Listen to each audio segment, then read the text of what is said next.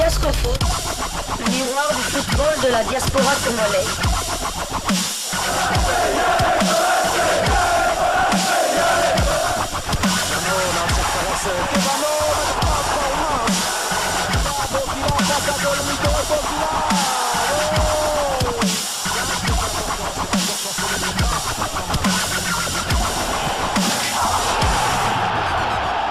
Diascofoot, le miroir du football de la diaspora congolaise. Vous êtes en train de suivre Diascofoot, le miroir du football de la diaspora congolaise. Diascofoot, la deuxième livraison sportive du jour, du 25 août 2022, concernant notamment l'UEFA Europa League conférence, où notre compatriote Dieu-Merci Ndongala on a obtenu son premier résultat, le premier résultat de la journée. Donc voilà, Dieu-Merci Ndongala et son équipe, la Poel Nicosie, sont écartés de la compétition par les Suédois de Joe Gardens. Dieu-Merci Ndongala et la Poel Nicosie se sont imposés 3-2 devant la formation du Joe Gardens, un club suédois, en match comptant pour les barrages autour de l'Europa League Conférence. Ils avaient perdu à la Ligue 3-0 et par conséquent, ils sortent du tournoi. L'ailier international congolais a été titularisé et a porté le brassard de capitaine. C'était un honneur pour l'ancien joueur du Standard de Liège qui a conduit son équipe lors de cette partie. Ils ont bien entamé le match en menant 2-0, mais malheureusement, le score final de 3-2 qui montre qu'ils ont encaissé 2 buts n'a pas permis qu'ils puissent poursuivre leur parcours, ce qui leur a compliqué la situation tout au long de cette partie. Voilà, justement.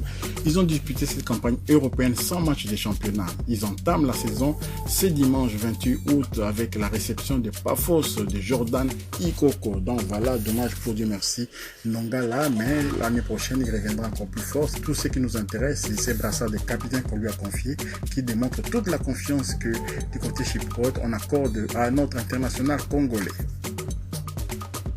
Voilà donc pour l'Europa League conférence, il y a encore quelques Congolais qui sont en lice dans la journée de ce jeudi 25 août 2022. Il y a notamment Joël Bopessou avec la formation des Žalgiris Vilnius, le club de Lituanie, qui sera opposé à Ludogorets Razdag de la Bulgarie. Donc voilà, nous avons encore un autre Congolais qui est en lice. Il s'agit de Jonathan Okita avec la formation de FC Zurich qui sera opposé aux Écossais de Hearts of Midlothian. Le match sera à 21h heure de Paris. Donc voilà, nous avons encore un autre qui nous intéresse encore un peu plus. Nous avons, en attendant de parler de lui, nous avons Hervé Ongenda justement avec la formation chypriote d'Apollon Limassol qui va être opposé à l'Olympiakos du Pirée. Le match est joué à l'Olympiakos. Au match aller, les Chypriotes avaient tenu la dragée haute à l'Olympiakos dans un derby quand même régional. Là, vous savez que les Chypriotes parlent le grec, leur drapeau ressemble au drapeau grec, donc voilà, c'est la même famille. Ils seront opposés maintenant dans les Pirées, dans l'enfer du stade de l'Olympiakos. Donc voilà, nous avons encore vraiment le match, le clou de la soirée peut-être, le match en qualification toujours de l'Europa League conférence. Nous avons les Belges d'Anderlecht qui vont recevoir notre Meshak Elia international. Donc Anderlecht contre Young Boy. Au match aller, vous savez, les scores étaient en faveur des Belges qui s'étaient imposés sur le terrain de Young Boy de Berne, malgré plusieurs tentatives de Suisse pour pouvoir égaliser. Ils n'avaient pas parvenu à inscrire ces petits buts là, mais nous savons qu'ils avaient été privés d'un pénalty flagrant. Donc voilà, Meshak Elia et ses coéquipiers vont tenter l'impossible sur le terrain de l'Auto Arena, le Lotto Park, voilà, le stade Lotto Park d'Anderlecht. Donc tout à l'heure on aura les résultats et demain peut-être dans la livraison sportive de Diascofoot de demain, vous aurez les détails sur les résultats de cette rencontre. Revenons donc sur les résultats de Samuel Bastien en Coupe de la Ligue. C'était son premier but dans le cadre de cette compétition-là et tout simplement pour les couleurs de Burnley, son club entraîné par Vincent Kompany. C'était mon premier but, une victoire et une qualification au prochain tour. Je ne pourrais pas être plus satisfait de ce match. Voilà, sa toute première réaction après cet exploit-là. Quand même, on peut dire que c'est un exploit pour lui. Il ne marque pas souvent. Samuel Bastien, Binda et Burnley, 2-2 anglaises, sont allés s'imposer 1-0 sur le terrain de Shrewsbury Town. un club de titre anglaise. En match comptant pour le deuxième tour de la Coupe de la Ligue, le milieu défensif international congolais a disputé cette partie et c'est très bien illustré en marquant l'unique but de cette partie à la 50e minute de jeu, bien isolé au deuxième poteau. Il a réceptionné un ballon qui traînait et puis il a carrément fusillé le gardien de but. C'est son premier but sous ses couleurs, ce qui est très bien pour la confiance et la suite de la saison. Donc voilà, je répète encore ses propos, ce qu'il avait dit. C'était mon premier but, une victoire et une qualification au prochain tour. Je ne pourrais pas être plus satisfait de ces matchs, a-t-il confié sur les réseaux sociaux. En attendant leur adversaire pour le troisième tour, ils reviendront en championnat avec le déplacement sur le terrain des Wigan Athletic. Ce sera le samedi prochain, le 27 août 2022. Donc félicitations et courage quand même à Samuel Bastien. Bonne continuation. Nous espérons que cette équipe va maintenant prendre vraiment ses marques pour pouvoir enchaîner des victoires. C'est pas évident en championship, on pense que c'est facile, mais c'est pas évident du tout.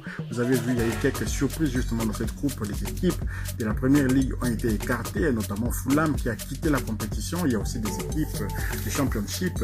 Notre international Edo KMB est également battu 0-2, donc vous voyez que ce n'est pas évident de pouvoir facilement s'imposer. Les équipes anglaises jouent presque toutes avec le même tempo. C'est un football vraiment très alerte et il faut être au point tous les 3 jours pratiquement, parce que là-bas il y a tellement beaucoup de matchs de championnat, beaucoup de compétitions, la coupe, la cup et tout, la coupe de la ligue, et il faut donc enchaîner les rencontres sans parler de la coupe Europe, de la coupe d'Europe où les clubs anglais sont vraiment un peu souvent mis à contribution.